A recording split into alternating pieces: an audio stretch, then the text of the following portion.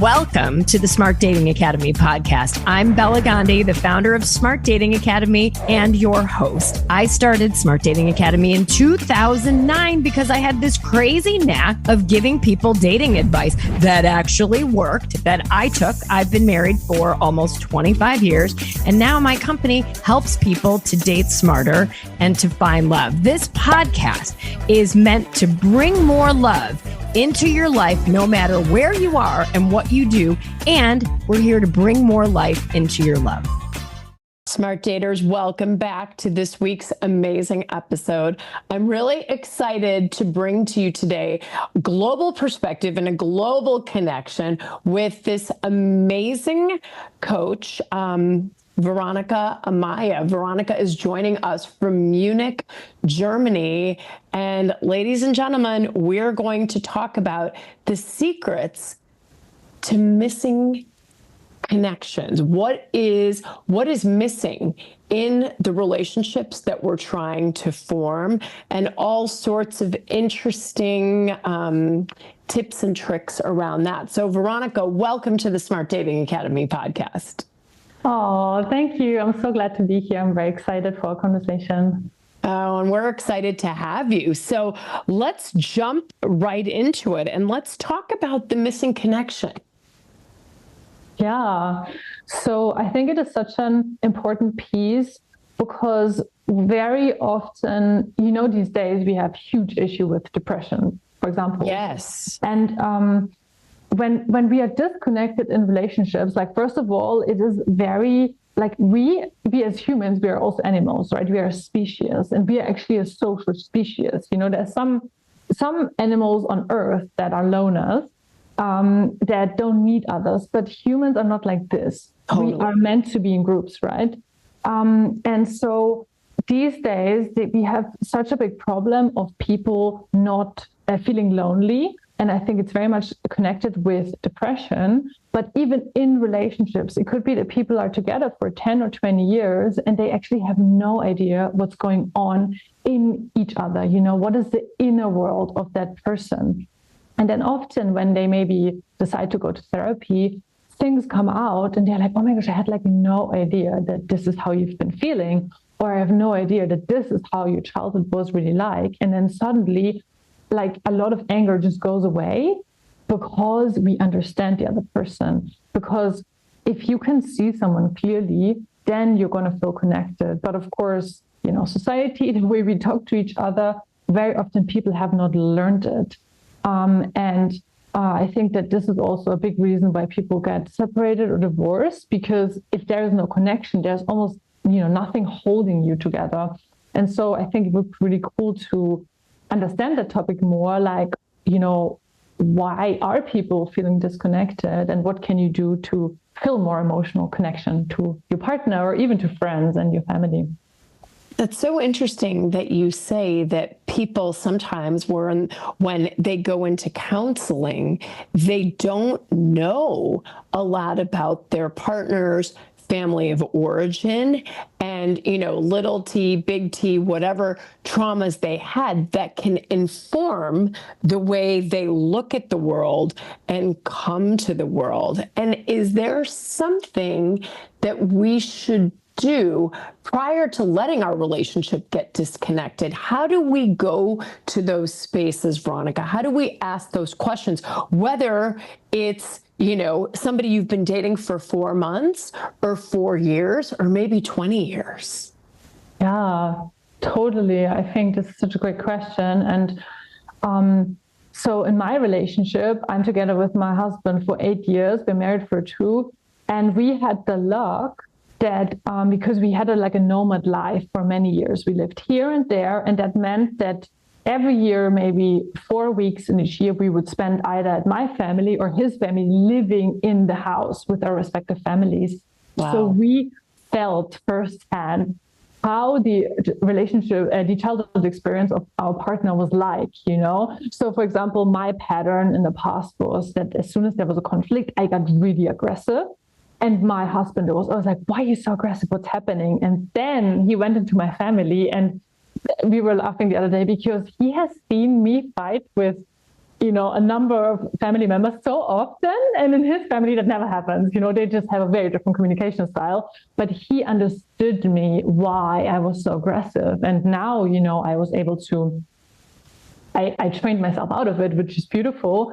But he didn't think, oh my gosh, she's a selfish, horrible person. But he thought, oh no, this is what she has learned, And also, for example, I have it a lot in relationship to my father. He experienced the kind of pressure my father put on me himself. And he was like, oh, I understand what you went through. And it made him feel so, I was not the big bad person anymore that was making my life miserable. But instead, I was like a kind of like soft person who got hurt and he could have empathy for, and the same was the other way around, So my husband. You had these conversations with your father then when you realized what was happening, right? And you do this work, and now your husband, who isn't maybe as aggressive or volatile, sees you in your space, and that must have brought an aha to you to be observed. Like, he's like, oh, no wonder you get so crazy so easily. You're around all these people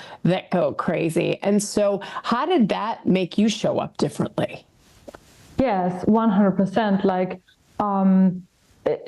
for example, he would sometimes be like, oh my gosh, like, what are you guys doing? This is crazy. And then I'm like, oh yeah, actually, how is this? And also being in his family, because they have different shadows in our family. Like, for example, they are so polite to each other, which is so beautiful. And they problem solve on a very different level.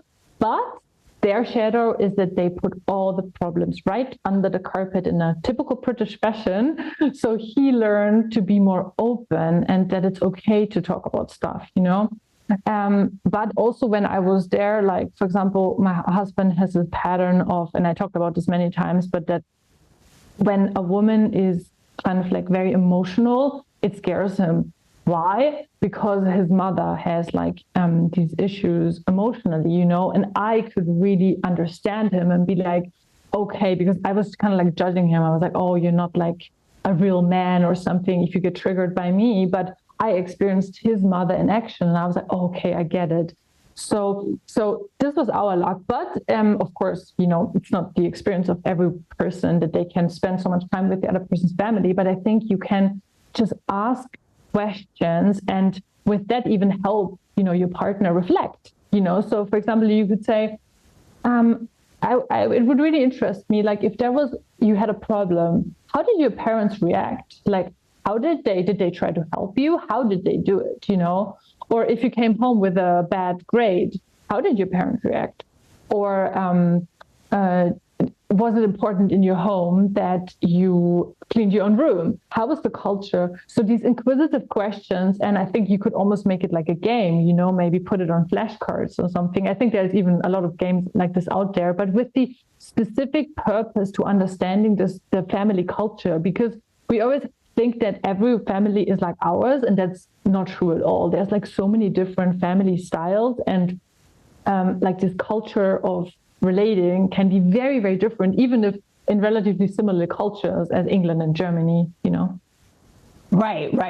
Which are, I would say, pretty different cultures. Yes, exactly. But as you can imagine, for example, we have a lot of Indian friends. Like, Indian family culture in German is like even more different, right? Like, and so, for example, I think maybe, do you have an Indian background? Sorry. Yes, yeah. My parents are immigrants from India, so I'm first generation American. Yes, exactly. So we met in India, actually, my husband and I. So we have like lots of, like, a very soft spot in our heart for the country. Yay! Yes. But when it comes to dating, of course, the more far away your culture is, the more interesting it is, because there can be huge differences. What parents expect, how much you have to communicate, can you bring your partner, all this juicy stuff.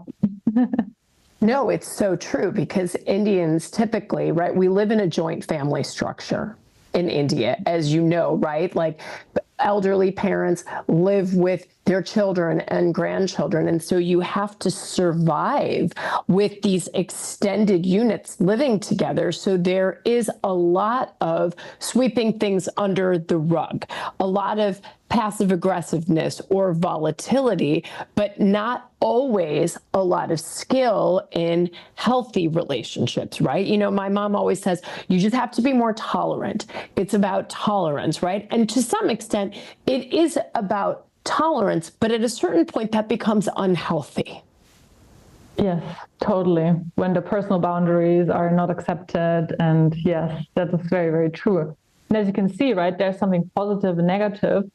And if we bring it together, like that's how it was in my relationship, it was beautiful. But bringing it back to the subject of connection, like, so as you start to see your partner in a very, very real way, and as I said, because often what stops you connecting is perceiving the other person as the enemy and the person that deliberately does things to hurt you. Like I was just coaching the other day a couple, and you can see it, you know, they have quite a long history of being together, and there's so much hurt and pain in the dynamic that all they perceive is basically the protector part, you know, the part who is mean and pushes the other person away and is not reliable on all that. And what I'm trying to get them to see is behind that. Can you see, for example, the little boy who's very overwhelmed in his day-to-day life, and that's maybe why he's unreliable? Can you see the little girl who is absolutely scared to do something wrong? That's why maybe she can't handle criticism, you know? So, and then as you can see, it's like you go beyond the behavior towards the emotion, the experience, and it's much easier to feel empathy for that part, and not just, you know, for, I call it like a protector part, which is kind of like this aggressive or any kind of defense mechanism displaying part that is meant to protect us. But with this part, we can't really connect. We have to connect with the scared one, the insecure one, you know, that maybe never felt loved. No, I think it's so beautiful, and it seems so commonsensical and logical what you're saying. And yet we don't come from, I don't think any culture looks at each other with that level of, let me understand your why. Why do you react this way? Why do you see the world this way? Why do you get aggressive when you're angry? Or why do you shut down and not talk to me for 7 days? But if you just go back a little ways, we learned those skills in our family of origin. Exactly, 100%. And this is all where it starts. So yeah, whenever I coach people, this is always where we go to, because we are so impressionable, like, because we have to be, right? That's how we are intelligent beings, right? We learn through copying others, and even unconsciously, we just mimic everything that is around us. But this is also the great chance, because we as human beings, we can learn, you know, until we die. And so I love for people to really start these conscious relationships where you make yourselves aware, because my husband and I, we also had some quite toxic patterns in the beginning, but because we both really committed to the relationship, and because we were really committing to owning our shadows, right? To looking, oh my gosh, what am I doing wrong? What is my pattern? Like me being aggressive, and then to being very honest about it. And now we were able to shift, you know. And this is the same with connection. Like even right now, for example, you feel like, oh my gosh, this is me. I feel totally disconnected. I feel like I don't even know my partner. Like you could change that, because we are always able to learn something different and change these patterns, even if it seems like, you know, it's kind of like going on forever. It will never change. I don't think that's true. Yeah, absolutely. And I'm curious, if you don't mind my asking, how do you, as a formerly aggressive reactor, right? How do you tamp yourself down? Like, what is your methodology? Like, you might want to go from 0 to 100 immediately. Like, I have parents, one goes from 0 to 100 and the other one shuts down. So I'm really curious. I've hopefully learned to be somewhere in between, tamping down both of those things, coming towards the center. But how do you, as being the person that was maybe more like my dad, how do you take a beat and not go into war mode right away? Yes, I love that you said the word war mode. I always say that. Oh, good. Okay. Yeah. It's like you get your battle gear out and your hatchet and your shield, right? And you're going. Yeah, 100%. So for me, the big key that happened was that I really understood that my husband is not the enemy and that I don't need to react this way because I didn't want it to. It didn't feel good. And always when I reacted this way, I got what I wanted, right? So the defense mechanism in that sense worked. But actually, I lost in a big way because I got my way. But my husband was really hurt. And, the connection was like very, very far away. And we maybe needed a few days or even weeks to come back together again because of this outbreak.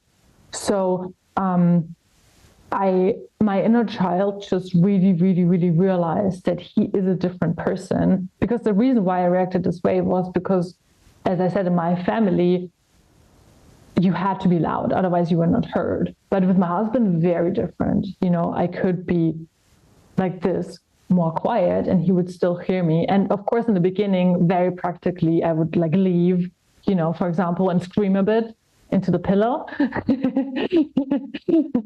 Right. Or I would kind of like say to my husband, I'm angry right now, not at you, but I'm trying to not react like this. And I was kind of like voicing, for example, this. But yeah, the biggest shift was really the inside. He's not my enemy. I don't need to fight him. It's okay. But that really comes when you and a partner commit that both of you have to know that you're on the same team and that you're fighting for the same thing. You're both committed to making it better, right? It can't be unilateral. It has to be bilateral, right? This can't be a conversation you, Veronika, are having in your own mind about, well, I'm going to be less volatile when he provokes me or I feel provoked, right? And then you change your way and he doesn't change his. This is a conversation you need to have during peacetime as opposed to wartime, and put your strategy together at that point. Like, hey, we want this relationship to feel safe for both of us. And you tend to be more aggressive. You tend to shut down. How do we each feel safer in this, right? And I love that you say, you're not the enemy and I'm not the enemy. We're both in this and we both want this to get better and we both want this to be a safe space. So immediately we put down our weapons of either the knife or icing someone out. Yes, exactly, 100%. And he was acknowledging me when he saw, oh my God, she's trying. She was like, afterwards, he was like, oh, Veronika, I really saw that you were trying to change this. And I appreciate it so much. You're doing great. And I was like, okay, and the same was for me. Instead of pressuring him, he needs to open up. I had to show him that it's safe. And for example, because of what his mother used to do when he was opening up, she would use his information to backstab him, right? And I would always make him really sure if he then opens up to me and talks about something that I really honor that and that I don't use it to bring it up in 2 months and say, by the way, you said this.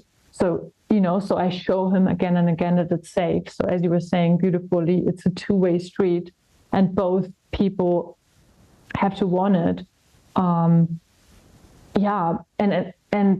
I don't know, I feel like it's so powerful, because what two people then can create, for example, in our case, was not just like, I'm feeling better or something. It's like we are breaking a generational pattern.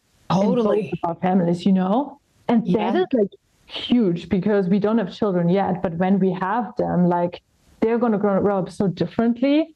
And even with my cousin's children, like we touch so many people, because we have grown so much. And I think this is also the gift, because it is very hard, to change this. And, you have to admit that you're aggressive, even if you think that you're so loving and all that stuff. But the gift can be like amazing.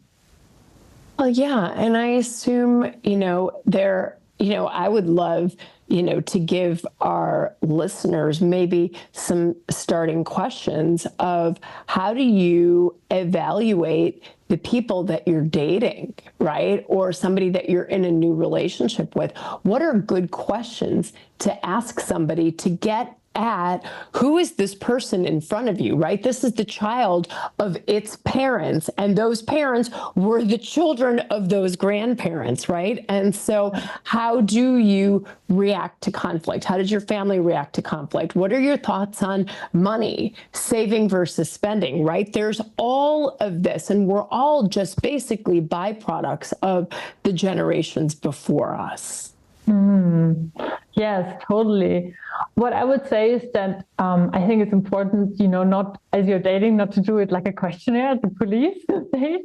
Right. This is not a deposition. We're not at a law firm trying to find this out. But how do you have these, open, organic conversations coming from a place of curiosity? Yes. I always say, come from a place of love, and you can say most things, you can ask most things, because when you switch that facet, I always say people are multifaceted like diamonds. And when you put that facet outwards, like I'm coming from a place of love, your tone changes. The way you say things changes. The way you receive things changes. Yes, 100%. And I think most people actually like to talk about themselves, because there is something nice, when someone asks in a way, as you were saying, I love that word curiosity. So for example, I would say with giving information about yourself, you could say something like, do you know what, these last months I have thought a lot about like my family and the culture in my family. And I felt, for example, like really interested in my ancestors and how their life was. And maybe you share a little bit about, what you have found out, For example, my grandmother was a farmer, and how she never she left Germany only once. She flew only once. And I flew in my life maybe 200 times, So how crazy is this 2 generations removed? Such a different life experience. If I'd start like this, then I say, do you have much contact with your grandmother? Like, what was her life like, So you could ask that. And then as they're sharing maybe more hard facts, then you could say like, do you remember how was the relationship between your grandparents, So kind of like starting with more facts and then maybe moving on to more kind of like softer, maybe more intimate details like relationship culture, communication styles. And I think it would be probably super interesting for the person you're dating, because maybe they never thought about it in this sort of like more objective way, and then they're like, oh, it's actually so interesting, right? Like, for example, my husband's parents were divorced, and it was like so uncommon. They were both the only people in their class to be divorced. That's a very interesting topic that my husband never thought about, but imagine what that means, from a relationship perspective. So I would do it a bit like an inquiring interview, giving a bit information of you and going from sort of like hard facts to maybe more dynamics within the family. Yeah, I think so too. And these are conversations that you're probably not going to have on the first 3 or 4 dates. You want to see like, okay, do we get along? Do we have connections? Yeah. Is the conversation easy? But these are really important conversations, my dear listener, to have as you evaluate getting to be serious with somebody, becoming exclusive with them, and certainly post-exclusivity, because you want to make sure you understand this person that's sitting in front of you. And I think that having these conversations earlier than later can prevent so many cracks in a relationship, because then we don't bring the warrior or the person that ices things out when you actually have the bravery and the courage to get beneath the surface and talk about the culture that this person grew up with around communication, around family culture. What was their role in it? What did they experience their grandparents, their parents like? What was money like? Right? What were your thoughts on, what were you taught about relationships and sex growing up? And through that inquiry, you can basically learn so much about the person that you're with and have so much more empathy, to your point, about where this person comes from and how they might come to the world. Yes, 100%. So I think it's actually about building more connection and also checking for compatibility, which is so important in the dating process, right? Are we in our values, in our lifestyle compatible? So I think it's like a double purpose that is so beautiful. And one thing I wanted to give like a little tip also for when you are dating. Please. A little red flag is if your date is talking in too much of a rose-colored light about the parents. Like, I think it's awesome and very important to have respect for the older generation. But if someone has like sort of like only the most positive view of the parents, it shows that they have not matured very much, because they're still in this, as children, we need to idolize our parents to survive. And it's hard for us to see their negative traits, but we should grow out of this, because it's very important to mature with ourselves to see, okay, my parents did this wrong and this wrong, so that we can basically form a good own identity. So if they're kind of like only like almost talking like a child about their parents, is a little bit of a red flag. And yeah. No, I totally agree with that. And this conversation is so incredibly enlightening for me. Sometimes I ask my kids, I have a 20-year-old and a 16-year-old, like, what do you think we have a good marriage? Right. And it's so interesting to hear their responses. But what this is making me think about is, what do you think the culture in our house has been around relationships? How do we have conflict? What is your dad like? What am I like? And to hear that perspective from the next generation. And for all of you that are out there listening, and maybe you're single, if you're a parent, talk to your kids. Like, how did you experience me? Like, what do you think? What was my communication style? Like, what am I like in conflict? And get that 360 viewpoint, because I think it would be incredibly enlightening, and it requires a little bit of bravery and courage. As I think about asking my kids this, I'm like, okay, do I want to know what they think? Of course you want to know what they think, right? I remember asking my 16-year-old, and my husband and I have been married for 27 years, right? And we, nobody's relationship is perfect, but I asked my son, Max, I said, Max, do you think Dad and I have a good marriage? And I was interested to see what he would say. And he said, he's like, my friends and I talk about the fact that you guys have one of the best marriages. What was more shocking to me is my 16-year-old alpha male, right, that hangs out with a bunch of bros, that him and his bros are having conversations about their parents' marriages. I was like, okay, mic drop, mind exploded. More than that, it's like, okay, great that you think that we have a great relationship. And I asked him, why do you think why did our marriage rank up there? Like, we argue, we have friction, we're two very different people. He says, because you guys like spending time together. Oh my gosh, yes. Holy cow, from a 16-year-old's perspective. But if you think about it, Yeah, it's true. We like doing a lot of the same things. We're both hikers and bikers and we're active and we cook together. That doesn't mean our relationship is perfect. It doesn't mean we don't have conflict. They've heard us arguing. I remember the first time they heard us arguing, they're like, are you guys getting divorced?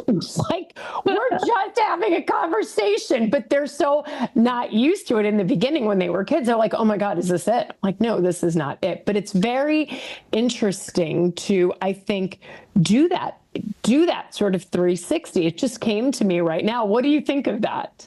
Oh my gosh. I mean, for me, I got shivers when you said that. This is literally always what I wanted when I was a teenager from my parents, because I love them very much, but they always had a lot of conflict. And it was one of my deep wounds, like growing up in this house of this conflict. And as you were saying, they were not friends.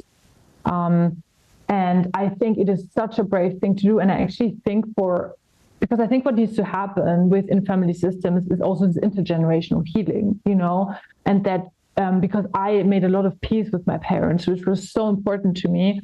And it mostly came from me, but they were also open, But I think if it comes even more from the parents, I think it's so powerful because, of course, you're going to mess up, right? You're going to leave wounds and emotional wounds behind your children. But if you do things like this, I think it's incredible because the children feel like their perspective matters, and also that you are ready to take responsibility and to hear maybe sometimes something that is uncomfortable.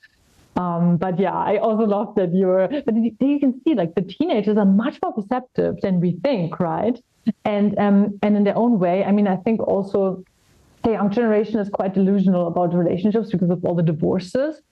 So I think they pay attention because, I really wonder which trend is going to happen. Maybe like a no divorce trend or something like this, because, I think they are now this generation that have grown up with a lot of broken families. So I don't know, I'm excited, but yeah, so cool that you think that. I love that.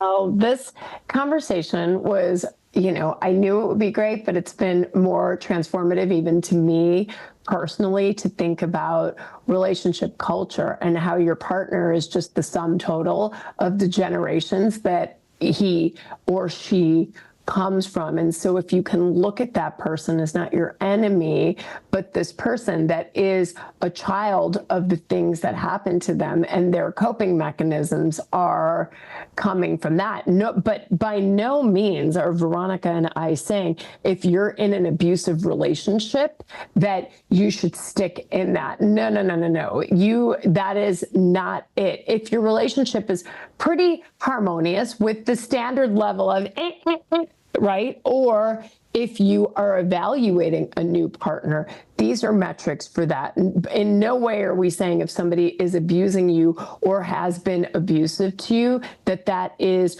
your fault or you could have solved that. I just say by the grace of God, I'm grateful that you got out of a toxic relationship. Yes, absolutely. And although we have inner children that have been hurt, we are also responsible for our actions. And those are the two things, right? Look to empathy to your partner, but also expect them to take self-responsibility for what they have done. And if they hurt you, then set boundaries. Very, very, very important. But if you have a generally good person, just someone base level good who treats you right and has faults, then I think you can use this empathic lens to not get so defensive when he or she does little things that trigger and hurt you. And then you both can feel more connection in the relationship, and it can be very, very beautiful. Yeah. Yeah, exactly. And I think that what this requires smart daters is making sure that you're with a person, your partner is committed to personal growth and relationship growth. If this is you can't teach an old dog new tricks. I am what I am and I am who I am and this is who I am. I don't know. To me, that's a bit of a red flag. I want you to be with somebody who can have these conversations and can take feedback and give feedback from a place of love. And they want the relationship to be the best one they've ever had. and they're willing to do their part. Absolutely agree. Well, wonderful. Is there anything that I didn't ask you or any parting thoughts you want to leave our listeners with? No, I just also want to say that I love this conversation, and I hope to anyone who's out there that like you are beautiful and wonderful, and there is a person out there that will see that, and that, because the thing about authenticity and opening ourselves up, it is scary, but when we do that, someone else can actually connect with us, and to me, always when I coach people and there's this moment that they actually show me their heart, this is the moment when I feel so connected with them. And the same, is true for relationships. So yeah, I send you so much love from Germany and wish you all the best. Well, wonderful. Well, Veronika, thank you so much for being such a lovely guest on our global podcast. I'm so excited to have you here from Germany. And if people want to learn more about you, where can they look? So you can check out my website, veronicaamaya.com. I also have a YouTube channel with the same name, Veronika Amaya, and a TikTok. So I post like relationship advice there. And I also have a pretty successful blog. So I have a bunch of different topics, especially also around the masculine, feminine polarity. So if you're interested, check out my website. Wonderful. Well, smart daters, until our next episode, I bid you farewell. So many of you lately have been saying, Bella, I've been listening to your podcast. I've binge watched or binge listened to it while driving across the country. This is your time to think about yourself and finding the right lid to your pot. And if you've been hemming and hawing and thinking about what it would be like to work with someone that can really hold your hand through this process, go to our website, smartdatingacademy.com, fill out a form, and set up a consultation. The steering wheel of your relationship life is in your hands. You are the driver. You are no longer the passenger. So with that, I bid you farewell. And until our next episode, have a wonderful week.